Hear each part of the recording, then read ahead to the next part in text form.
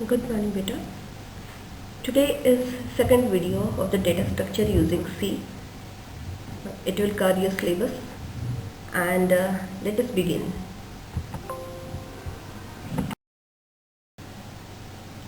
Important about data types in data structures. समझना है हमें कि जो डेटा है हम यूज़ कर रहे हैं उसका क्या मतलब है डेटा स्ट्रक्चर में। डेटा जो है वो किसी डोमेन से लिया जाएगा। जैसे आपके रोल नंबर्स हैं तो आपकी क्लास की जो सीक्वेंस है रोल नंबर्स की वो 1 से स्टार्ट होकर 36 तक है, लेकिन सीट्स आपकी क्लास में सपोज 60 सीट्स हैं, 60 एडमिशन्स हो सकते हैं। तो उनमें से हो सकता है एडमिशन टाइम पे 50 स्टूडेंट्स के एडमिशन हुए हों और उसमें कुछ बच्चे छोड़कर दूसरे किसी कोर्स में चले गए हों। तो वो 1 से 60 रोल नंबर के बीच में ही आपकी क्लास का जो पूल है रोल नंबर्स का वो होगा और उसमें से ही चूज़ कर लिया जाएगा। तो एक सर्टेन डोमेन में से वैल्यू दी जाएंगी। जैसे आप कॉलेज में आते हैं तो एक डोमेन है कि ये सिलेबस अवेलेबल है, ये कोर्सेज अवेलेबल हैं कि साइंसेस के हैं और आपके आर्ट्स के हैं, कॉमर्स के हैं, उनमें ये कुछ सब्जेक्ट्स अवेलेबल हैं। तो फिर आप उन्हीं में से चूज़ कर सकते हैं। इसके अलावा दूसरे कॉलेज में जो कोर्सेज चल रहे हो लेकिन हमारे में अवेलेबल नहीं है तो वो हमारे डोमेन में नहीं आ पाएंगे। And defines operations allowed on these values. तो जो डेटा हम यूज़ कर रहे हैं उसके ऊपर जो डेटा टाइप मैंने यूज़ किया है कि डेटा टाइप जो है मेरा वो इंटीजर है तो उसमें इंटीजर वैल्यूज़ ही आएंगी, ओके, और उसमें कोई डेसिमल वाला नंबर अवेलेबल नहीं होगा। तो उसी से रिलेटेड उसके ऊपर ऑपरेशंस किए जा सकते हैं। अब मेरा इंटीजर टाइप है तो उसमें एडिशन इजीली हो जाएगा, सब्ट्रैक्शन हो जाएगा, मल्टीप्लिकेशन हो जाएगा। लेकिन जब हम डिवीज़न करने लगेंगे तो जो रिजल्ट है वो मे बी आपका डेसिमल में नंबर में आ जाए, है ना। तो डेसिमल नंबर में आ गया तो फिर वो इंटीजर तो नहीं बचा ना, तो वो फिर हम इसमें नहीं कर पाएंगे। तो बिटवाइज ऑपरेशंस हैं तो ये सब इंटीजर टाइप में अवेलेबल है। फ्लोट टाइप में आपका एडिशन, सब्ट्रैक्शन, मल्टीप्लिकेशन, डिवीज़न भी अलाउड है, लेकिन बिटवाइज ऑपरेशन इसमें क्योंकि होल नंबर ही चाहिए होता है तो वो फ्लोटिंग पॉइंट में अवेलेबल नहीं होगा। तो ये डेटा टाइप से रिलेटेड डेटा स्ट्रक्चर के अंदर चीज़ें हैं जो हमें सोचनी पड़ेंगी कि जब मैं किसी डेटा टाइप की बात कर रही हूँ तो उसके ऑपरेशन जो हम उस पर लगा पाएंगे तभी हमें उसको उस डेटा स्ट्रक्चर में यूज़ किया जा सकता है। ये ध्यान रखना है।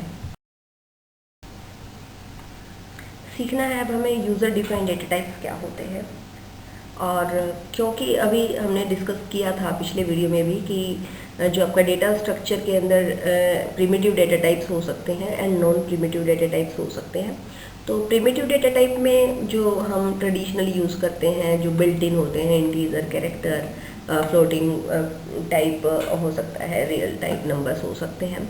लेकिन जो नॉन प्रिमिटिव हैं उनमें फिर यूज़र डिफाइंड भी हो सकते हैं।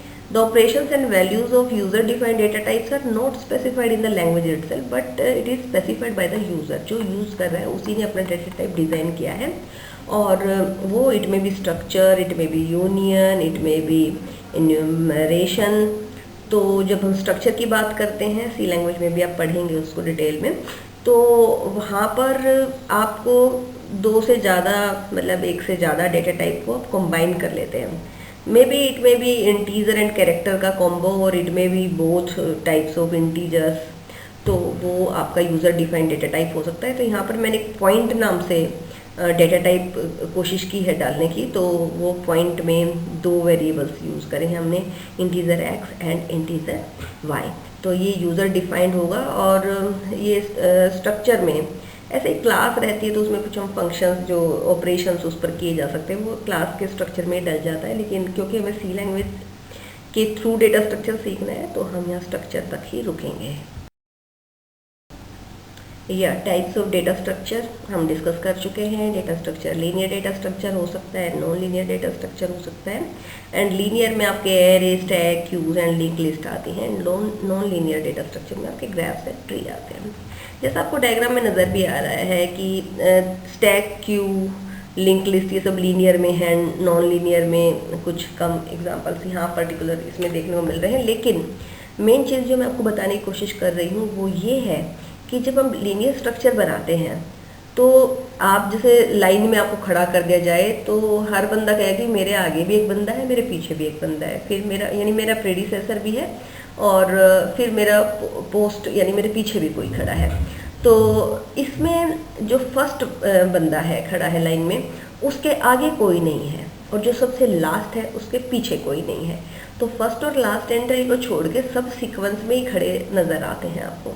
तो लीनियर डेटा स्ट्रक्चर एक लेयर ही है, उसमें एक ही लाइन में सभी बंदे खड़े नज़र आएंगे। वो इट में भी बंदे एंड इट में भी वैल्यूज़, इट में भी कोई आइटम्स। लेकिन नॉन लीनियर स्ट्रक्चर में एक लेयर फिक्स नहीं है, उसमें एक से ज़्यादा लेयर्स हो सकती हैं। जैसे आपका ट्री है, ट्री में क्या है, एक ब्रांच निकली, दूसरी ब्रांच, फिर तीसरी ब्रांच। तो ज़रूरी नहीं है आपका जो एडवांस है, आपसे जो प्रीडिसेसर है वो एक है, या फिर जो उसके पीछे है, आपके पीछे वो एक ही बंदा हो, आपके पीछे एक से ज़्यादा भी हो सकते हैं। ठीक है, कहने का मतलब ये है कि एक जो ब्रांच है उसमें से फिर 2 या 3 ब्रांचेस आगे फिर फर्दर निकल सकती हैं। तो फिर ऐसे ही सो ऑन। और ग्राफ में तो ये है कि आप लेफ्ट साइड भी 2 से 3 चीज़ों से जुड़े हो सकते हैं, और राइट साइड यानी पीछे की साइड भी एक से ज़्यादा चीज़ों से जुड़े रह सकते हैं। तो नॉन लीनियर डेटा स्ट्रक्चर में यानी लीनियरिटी आपको देखने को नहीं मिलेगी। तो ये चीज़ें हम सीखने वाले हैं।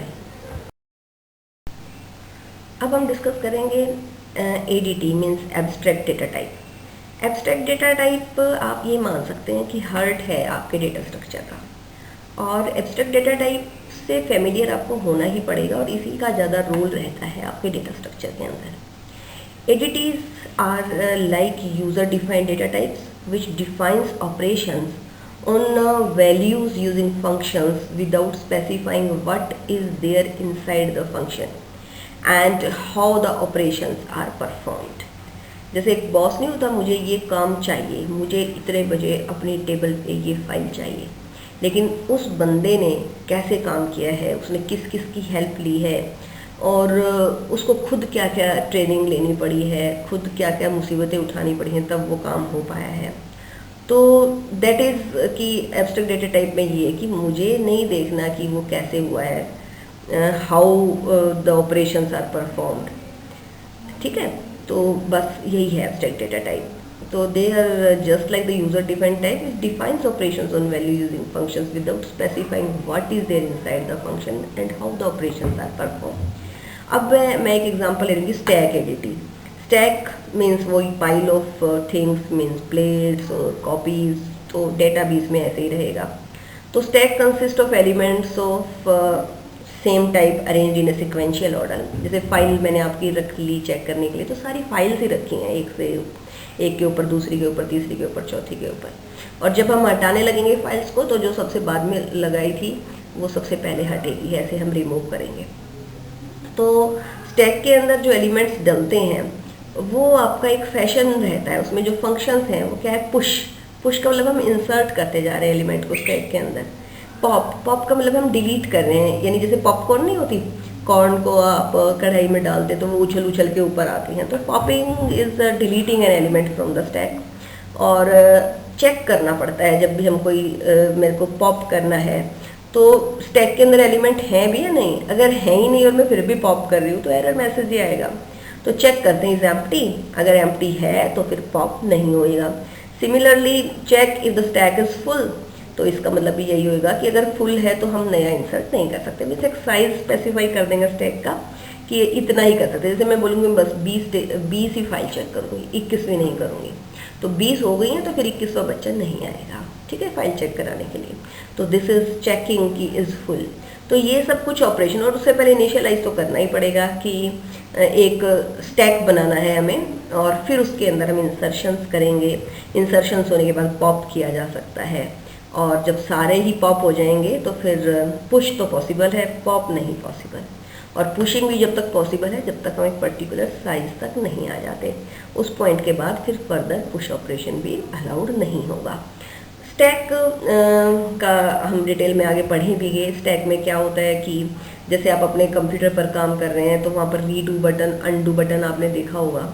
तो वो यही है कि स्टैक के अंदर हम कोई चीज़ें डालते जा रहे हैं और फिर मुझे लगता है नहीं डालना था ये, तो जो टॉप एलिमेंट है उसको हम अनडू कर देंगे, तो वो एक दूसरी स्टैक है उसके अंदर चला जाएगा, वहाँ से उछलेगा दूसरी स्टैक के अंदर चला जाएगा कि ये वाला ऑपरेशन नहीं करना था। लेकिन फिर मुझे याद आता और नहीं, ये मैंने वैसे अनडू किया, ये तो मेरे काम का था। तो फिर रीडू बटन दबाएंगे तो उस दूसरी स्टैक में रखा हुआ टॉप पे जो एलिमेंट है वो वापस से मेन स्टैक के अंदर टॉप पे आ जाएगा। तो ये रीडू अनडू के काम हम, यानी ये जितनी भी चीज़ें हम सीखेंगे वो डेली रूटीन में यूज़ होने वाली चीज़ें ही होंगी। ओके, आपने ब्लैक बॉक्स के बारे में सुना होगा। ब्लैक बॉक्स एक डिवाइस है जो आपके एरोप्लेन्स में, न्यूज़ में, आपने टीवी में, आपने प्रोग्राम्स में देखा होगा कि अभी प्लेन क्रैश हो गया है और पता नहीं चल रहा है कि क्या रीज़न रहे हैं क्रैश होने के। तो जैसे ही हमें प्लेन का ब्लैक बॉक्स मिलेगा हम पता लगा पाएंगे कि ये सब कैसे कैसे हुआ। तो think of abstract data type as a black box which hides the inner structure and design of the data type from the user। आम लोगों को उसका नहीं पता चलेगा और फिर पर्टिकुलर तरीके से उसको देखा जा सकता है कि एब्स्ट्रैक्ट डेटा टाइप में क्या क्या फंक्शंस हैं जो यूज़ किए जाएंगे और किस तरह का डेटा इसके अंदर रखा है। Multiple ways to implement an ADT. Stack ADT can be implemented using arrays और लिंक लिस्ट। जब मैं स्टैक की बात करती हूँ तो स्टैक के अंदर जब एलिमेंट्स को डाला जाएगा, पुश किया जाएगा, इंसर्ट किया जाएगा, तो वो एरे की मदद से भी किया जा सकता है और लिंक लिस्ट की मदद से भी किया जा सकता है। तो अब मेरे पास चॉइस है कि मैं जानती हूँ कि मेरा स्टैक एरे से भी बनाया जा सकता है और लिंक लिस्ट से भी बनाया जा सकता है, लेकिन मुझे कौन सा ज़्यादा सूटेबल है मैं उसी तरीके से डालूँगी। मेन हम कॉम्प्लेक्सिटी पर जाएंगे अभी बाद में आने वाले लेक्चर में, और उसमें हम देखते हैं कि मेरा जो टाइम है वो मिनिमम लगना चाहिए प्रोग्राम को रन करने के लिए, एंड स्पेस, ओके, स्पेस भी कम लगना चाहिए। तो जनरली हम टाइम कॉम्प्लेक्सिटी पे ही जाएंगे। तो उसमें कौन सा मेथड है, जैसे आपको यहाँ से दिल्ली जाना है तो आप रिक्शा से जाना पसंद करेंगे, आप ट्रेन से जाना पसंद करेंगे या बस से जाना पसंद करेंगे। मेन मकसद है आपको यहाँ से दिल्ली जाना है, तो आपकी चॉइस है। आप घूमते हुए देखते हुए जाना चाहते हैं, मस्ती करते हुए जाना चाहते हैं, या आप रिक्शा में जाइए देखते उतरते घूमते फिरते। और कोई किला घूमना है आपको तो रिक्शा में ही घूमेंगे, आप ट्रेन में तो नहीं घूमेंगे, तो एकदम से निकल जाएगा। लेकिन अगर आपको ज़्यादा जल्दी है तो फिर ट्रेन या प्लेन, ओके। तो ये चीज़ें हैं। तो ऐसे ही डेटा स्ट्रक्चर है, काफ़ी तरीके से हम इस्तेमाल कर सकते हैं, तो हम चाहें जो इम्प्लीमेंट कर सकते हैं। Okay, now question is why ADT, why abstract data type? The program which uses data structure is called a client program। जिसको किसी मेथड से अपना काम करवाना है, जैसे आपको दिल्ली पहुंचना है, ठीक है। अब जो आपको साथ ले जा रहा है, ले जाने वाला जो है वो आपको ट्रेन से ले जाए, प्लेन से ले जाए, रिक्शा से ले जाए, ठीक। The program which uses data structure is called a client program. It has access to the ADT, that is interface. The program which implements the data structure is known as the implementation। तो आप जो algo लिखते हैं कि इस algorithm के through मेरा ये काम कंप्यूटर से हो जाना चाहिए, तो क्लाइंट आएगा, वो कहेगा मेरे को ये एलिमेंट दिखाओ, मुझे इस पर्टिकुलर टेबल के अंदर एक वैल्यू इंसर्ट करनी है, ठीक है, या मुझे ये जो गिवन लिस्ट है इसमें से रोल नंबर 5 को हटा दे रहा है, ठीक। तो ये सब तो किसकी इच्छा है? क्लाइंट की। लेकिन उस क्लाइंट की सभी इच्छाएं पूरी करने के लिए जो प्रोग्राम बनाया है, एल्गोरिथम बनाया है, वो तो बस यूँ कह रहे हैं ना कि डिलीट कर दो, और फिर डिलीट होकर लिस्ट नज़र आ जाती है, तो उसके पीछे प्रोग्रामिंग तो हुई है ना। वो जो हमने मेथड लिखा है कि जिससे ईजिली डिलीट किया जा सकता है, जिससे ईजिली इंसर्ट किया जा सकता है, कि आप 1 से लेकर 20 तक आपने सॉन्ग्स की एक लिस्ट बना ली है और आपको 5वां सॉन्ग प्ले करना है, तो एक मेथड तो ये है कि आप पहले सॉन्ग प्ले करें, फिर दूसरा, फिर तीसरा, चौथा, या उसको फास्ट फॉरवर्ड करके फिर 5वें पे पहुँचें और फिर वो प्ले करें। और एक तरीका ये कि आप 5 लिखें और 5th प्ले हो जाए। तो 2 तरीके हैं ना वहाँ तक पहुँचने के। तो ये कि किस तरीके से आप क्विकली पहुँच पाओगे डिपेंड करता है आप क्या चूज़ कर रहे हैं, आपकी चॉइस कैसी है, वो इम्प्लीमेंटेशन है। तो if someone wants to use the stack in the program, then he can simply use push and pop operations without knowing its implementation। वो तो बस कहेगा इंसर्ट कर दो, जैसे आपने रीडू बटन दबा दिया, अनडू बटन दबा दिया, तो आपकी चॉइस है ना। लेकिन वो जब आप अनडू करते हैं तो वो एलिमेंट वहाँ चला जाए, और फिर गलती से आपको याद है नहीं करना था तो वो रीडू में मिल जाए। तो दिस इज एडीटी, ये एडीटी का रोल है। Also if in future the implementation of stack is change from array to link list, किसी ने प्रोग्राम के अंदर इंटरनल चेंज कर दिया, नहीं हम तो इस मेथड से इससे, लेकिन क्लाइंट को तो कुछ फर्क नहीं पड़ता, उसको तो अंडू बटन दबाना है, उसको तो रीडू बटन दबाना है। किस मेथड से आपने प्रोग्रामिंग कर रखी है उसे उसको कोई लेना देना नहीं है। तो ये छुपी हुई चीज़ है एडीटी कि वो एब्स्ट्रैक्ट ब्लैक बॉक्स के अंदर है कि आपने एरे से कर रखा है या आपने लिंक लिस्ट से कर रखा है। Then the client program will work in the same way without being affected.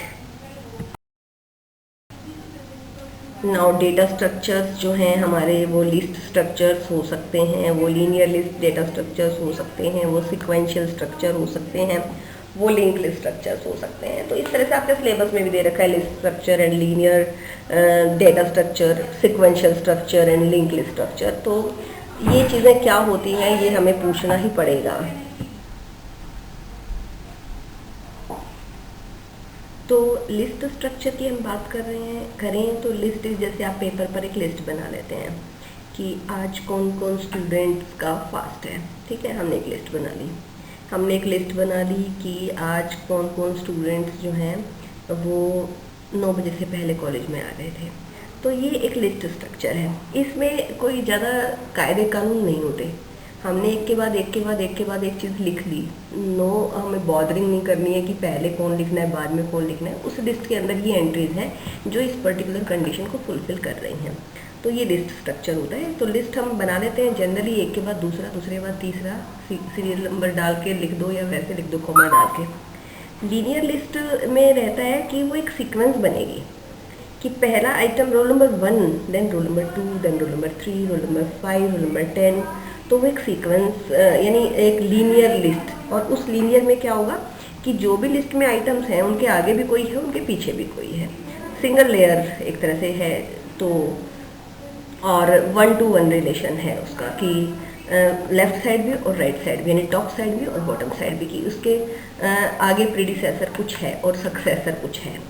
Last वाले आइटम का कोई सक्सेसर नहीं होगा और फर्स्ट का कोई प्रीडिसेसर नहीं होगा, लेकिन बाकी जो बीच में एलिमेंट्स हैं उन सबका एक रिलेशन लेफ्ट साइड है और एक राइट साइड है। मीन्स एक प्रीडिसेसर है और एक सक्सेसर है, लेकिन एक से ज़्यादा 2 नहीं माने जाएंगे। लीनियर लिस्ट में ये रहता है।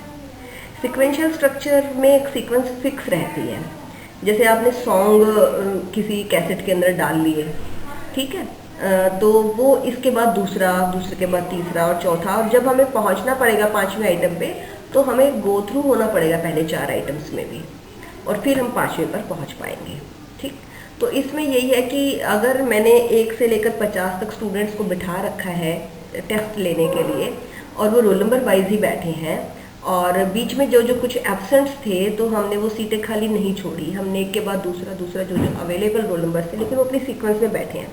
फिर जब बीच में कोई स्टूडेंट लेट एंट्री होता है तो फिर हम क्या कहेंगे कि वो 10वें बेंच पर बैठना है, लेकिन 10वें पे 11वां स्टूडेंट बैठा है, तो फिर पीछे की सारी लाइन को उठाएंगे और उनको कहेंगे कि लाइन एक एक पीछे शिफ्ट होते चले जाओ, ताकि वो रोल नंबर पर्टिकुलर अपनी पोजीशन पे 10th पोजीशन पे बैठ जाए।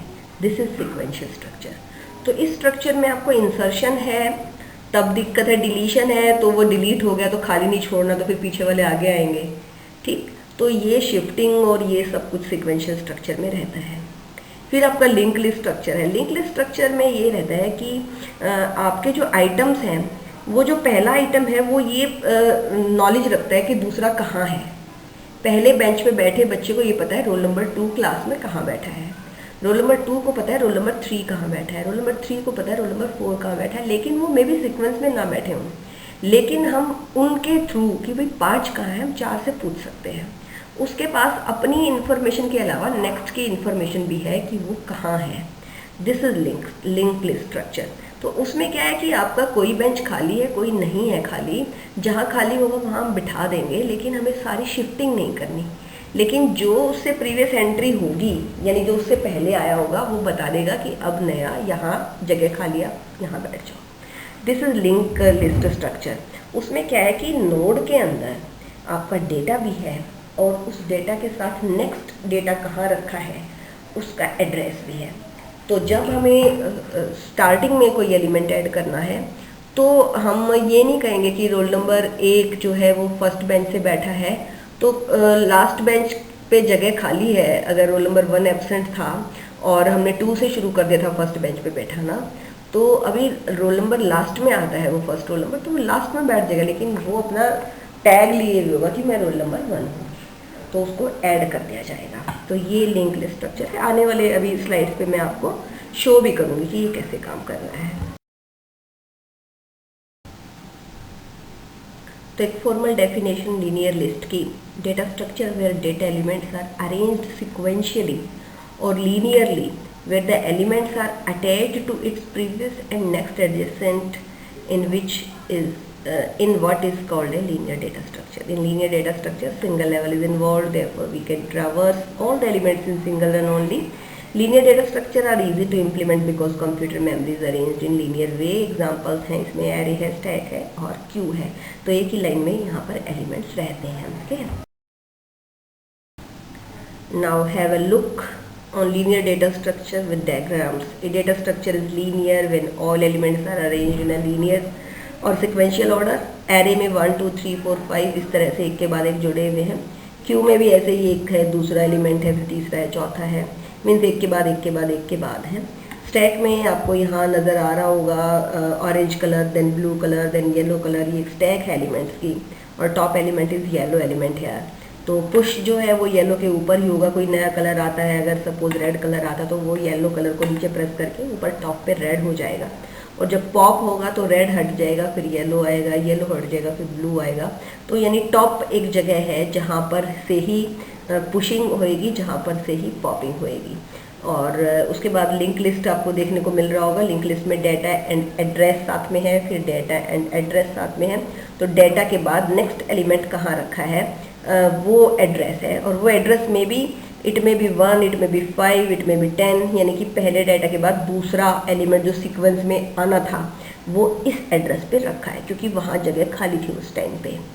तो हम 2 लिस्टें बनाएंगे, इसमें एक एड्रेस की लिस्ट बनी होगी और एक डेटा की लिस्ट बनी होगी। तो डेटा जो जैसे आता चला गया हमने बिठाना शुरू कर दिया, और एड्रेस में हम नोट करते चले गए कि पहले बेंच पे रोल नंबर 10 है, दूसरे पे रोल नंबर 6 है, तीसरे पे रोल नंबर ये है। और उनको लिंक कैसे किया कि फर्स्ट रोल नंबर जब 10 पे था तो उसने लिंक कर दिया कि 6th पे रोल नंबर 2 है, फिर रोल नंबर 2 ने कर दिया कि 3rd पे रोल नंबर 3 है, और फिर 3rd वाले ने कर दिया कि 12th डेस्क पे 4th है, और फिर 4th ने बता दिया कि 5th पे या 6th पे या 7th पे जो भी एड्रेस उसके अंदर स्टोर है कि वहाँ पर 5th एलिमेंट रखा हुआ है। तो इस तरह से लिंक लिस्ट काम करती है। यहाँ सामने पिक्चर में आपको A1, A2, A3, A4, A5 कुछ एलिमेंट्स नज़र आ रहे हैं, वो एरे के अंदर डले हुए हैं एक के बाद एक कॉन्टिजियस लोकेशंस में। फिर एक लिंक लिस्ट नज़र आ रही है जिसमें A1 है, देन A2 है, देन A3 है, देन A4 है, देन A5 है, और वो किन्हीं एड्रेसेस से जुड़े हुए हैं। तो ये एड्रेस लोकेशंस हैं जो ब्लैक डॉट में दिखाई दे रही हैं। और उसके नीचे एक और लिस्ट है जो डबली लिंक लिस्ट है। डबली लिंक लिस्ट क्या हो रहा है कि इसमें हम लेफ़्ट टू राइट भी मूव कर सकते हैं, राइट टू लेफ़्ट भी मूव कर सकते हैं। यानी A1 के बाद A2 आएगा, A2 के बाद A3 आएगा, लेकिन A3 से पहले कौन था A2, A2 से पहले कौन था A1, A3 के बाद कौन है A4, A5 से पहले कौन है A4। तो ये जब हम दोनों साइड में मूव कर सकते हो उसको डबली लिंक लिस्ट बोलते हैं। तो इसमें 2 लिंक्स होते हैं, यानी एड्रेसेस 2 हैं, प्रीडिसेसर्स के लिए भी और सक्सेसर्स के साथ भी। सक्सेसर होता है बाद वाला, प्रीडिसेसर होता है प्रीवियस वाला। तो इस तरीके से हम आने वाले टाइम पे लेक्चर्स में ये सारी चीज़ें डिटेल में डिस्कस करने वाले हैं। सिमिलरली अब हम एक formal definition non linear data structure की भी देखेंगे। Data structure where data elements are not arranged sequentially और लीनियरली और called the non linear data structure. In non linear data structure single level is not involved. Layers में है, मैंने जैसे branches का एग्जांपल बताया, therefore we can't traverse all the elements in single run only. जैसे एक branch से हम चले तो जरूरी नहीं हम पूरे पेड़ को पहुंच जाएंगे, हर फ्रूट तक पहुंच जाएंगे। हमें सेवरल मेथड से अलग अलग ब्रांचेस पे जंप करते हुए जाना पड़ेगा, तब हम सारे एलिमेंट्स को छू पाएंगे। तो ट्री में ऐसे ही होता है, ग्राफ में ऐसे ही होता है कि हम एक रन में सारी सिटीज़ को कवर नहीं कर सकते, कोई लेफ्ट में है, कोई राइट में है, कोई टॉप में है। Non linear data structures are not easy to implement in comparison to the linear data structure. Linear में एक के बाद एलिमेंट्स रख देंगे, उनके एड्रेस याद रख लेंगे, लेकिन नॉन लीनियर में आपका कई लेयर्स में काम हो रहा है। It utilises computer memory efficiently, क्योंकि इसमें क्या है, लिंक्स के थ्रू हमें एड्रेसेस पता चलते रहेंगे, तो कहीं भी ज़्यादा ब्लैंक नहीं छोड़ना पड़ेगा और एफिशिएंटली हम यूज़ कर पाएंगे in comparison to a linear data structure. Its examples are trees, graphs etcetera. Now हम डायग्राम चेक करेंगे नॉन लीनियर डेटा स्ट्रक्चर का। Data structure is non linear when all elements are not arranged in a linear और sequential order, there is no linear arrangement of the elements. ये tree आपको left side में दिखाई दे रहा होगा purple and green colour से, and blue में आपको ग्राफ दिखाई दे रहा होगा जहाँ पर नोड्स को एजेस के साथ हमें ऐड कर रखा है। ओके, इसके बाद हम डिस्कस करेंगे कि कई बार डेटा स्ट्रक्चर की टाइप्स जो हैं लीनियर नॉन लीनियर की बजाय हम स्टैटिक एंड डायनामिक भी बताते हैं। तो स्टैटिक डेटा स्ट्रक्चर क्या होते हैं? In these type of data structure the memory is allocated at compile time. Program हमने लिख दिया, जब कंपाइलेशन होएगा तो मेमोरी एलोकेट हो जाएगी। इंटीजर टाइप है तो इतना स्पेस लेगा, कैरेक्टर टाइप है तो इतना डेटा स्पेस जो है वो लेगा। तो ये मैक्सिमम साइज इसका फिक्स रहता है स्टैटिक जो डेटा स्ट्रक्चर्स हैं। एडवांटेज ये है कि हम फास्ट एक्सेस कर सकते हैं इसके अंदर, और डिसएडवांटेज ये है कि स्लोअर इंसर्शन एंड डिलीशन है। कि जैसे मेरे को थर्ड एलिमेंट से पहले के एलिमेंट को हटाना है, तो थर्ड तक पहुंचना है, फिर पहले को हटाना है, तो यदि 2 को हटाना होगा तो फिर 1 के बाद 2 आया, इसको डिलीट करा तो 3 2 की जगह आ जाएगा, 4 3 की जगह आ जाएगा, एंड 5 4 की जगह आ जाएगा। सिमिलरली इंसर्शन करना है तो गो थ्रू होंगे 5th तक और उसके बाद 6th एलिमेंट ऐड होएगा। तो स्लोअर है insertion and deletion in static data structure, और the memory allocated at the compile time, not at the run time. तो एक फॉर्मल डेफिनेशन लीनियर लिस्ट की, data structure where data elements are arranged sequentially और linearly, where the elements are attached to its previous and next adjacent in which is in what is called a linear data structure. In linear data structure, single level is involved, therefore we can traverse all the elements in single run only. Linear data structure are easy to implement because computer memory is arranged in linear way. Examples हैं इसमें array है, stack है और queue है। तो एक ही line में यहाँ पर एलिमेंट्स रहते हैं। ठीक है,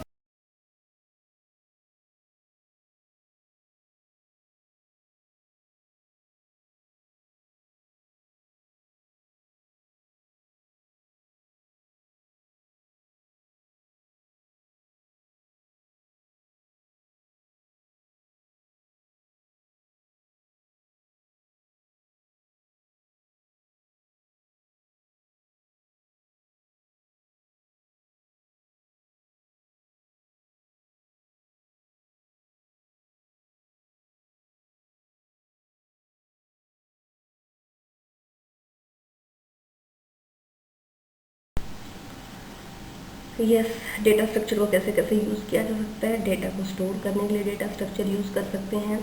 रिसोर्सेज और सर्विसेज को मैनेज करने के लिए डेटा स्ट्रक्चर यूज़ किया जा सकता है। मेरी मशीन पर जो रिसोर्सेज हैं उनको मैनेज करना, कौन सा रिसोर्स कब काम करेगा और किस क्लाइंट को कौन सी सर्विस चाहिए, अकॉर्डिंगली एडीटी डिज़ाइन करना, और ये सब सर्विसेज। डेटा एक्सचेंज है, जैसे रीडू अनडू है, एक आपकी जो स्टैक है उससे एलिमेंट दूसरी स्टैक पर चला जाए, जैसे ही आप अनडू करें और रीडू कर दिया तो वहाँ से वापस यहाँ आ जाए।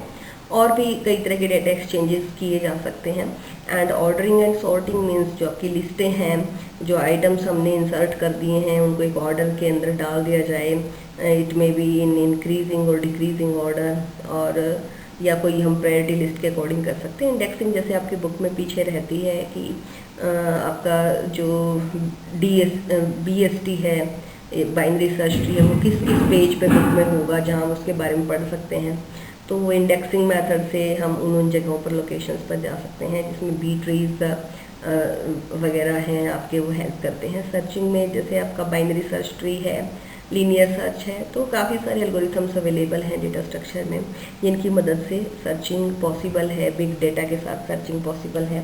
जैसे आप जब ई शॉपिंग करते हैं मिंत्रा पे, अमेजोन पे, तो आप सर्च करते हैं मुझे ब्लू कलर की ड्रेसेस चाहिए, तो वो सर्च करके देता है मुझे इस रेट की चाहिए, मुझे इस ब्रांड की चाहिए। तो ये सब डेटा स्ट्रक्चर के कारण ही पॉसिबल है। तो ये सब सीखना है, स्केलेबिलिटी है, साइज़ कितना है, जैसे आप देख लेते हैं कितने टोटल आइटम्स हैं और हमें उसमें से चूज़ करना है। तो ये भी श्रिंक करना, एक्सटेंड करना किसी क्यू को, किसी लाइन को, किसी लीनियर डेटा को, ये सब डेटा स्ट्रक्चर की मदद से किया जा सकता है। सिमिलरली अब हम एक formal definition non linear data structure की भी देखेंगे। Data structure where data elements are not arranged sequentially or linearly or called the non-linear data structure. In non-linear data structure, single level is not involved. Layers में है, मैंने जैसे branches का example दिया है, therefore we can't traverse all the elements in single run only. जैसे एक branch से हम चले तो जरूरी नहीं हम पूरे पेड़ को पहुंच जाएंगे, हर फ्रूट तक पहुंच जाएंगे, हमें सेवरल मेथड से अलग अलग ब्रांचेस पे जंप करते हुए जाना पड़ेगा, तब हम सारे एलिमेंट्स को छू पाएंगे। तो ट्री में ऐसे ही होता है, ग्राफ में ऐसे ही होता है कि हम एक रन में सारी सिटीज़ को कवर नहीं कर सकते, कोई लेफ्ट में है, कोई राइट में है, कोई टॉप में है। Non linear data structures are not easy to implement in comparison to the linear data structure. Linear में एक के बाद एलिमेंट्स रख देंगे, एड्रेस याद रख लेंगे, लेकिन नॉन लीनियर में आपका कई लेयर्स में काम हो रहा है। It utilises computer memory efficiently, क्योंकि इसमें क्या है, लिंक्स के थ्रू हमें एड्रेसेस पता चलते रहेंगे, तो कहीं भी ज़्यादा ब्लैंक नहीं छोड़। Now the question time, on what basis we could compare the time complexity of the data structure. किस बेस पर हम डिफरेंट डेटा स्ट्रक्चर्स की टाइम कॉम्प्लेक्सिटी को चेक कर सकते हैं। And the answer is on the basis of operations performed on them, कि मेरा इंसर्शन है वो इस मेथड से कितना टाइम ले रहा है, उस मेथड से कितना ले रहा है, डिलीशन इस मेथड से कितना ले रहा है, और ऐसे ही अपडेशन। तो जितने फंक्शंस, जितने ऑपरेशंस हम किसी पर्टिकुलर डेटा स्ट्रक्चर पर कर सकते हैं, उनकी मदद से मुझे पता चलेगा कि टाइम कॉम्प्लेक्सिटी इस डेटा स्ट्रक्चर की क्या है। तो आज के लिए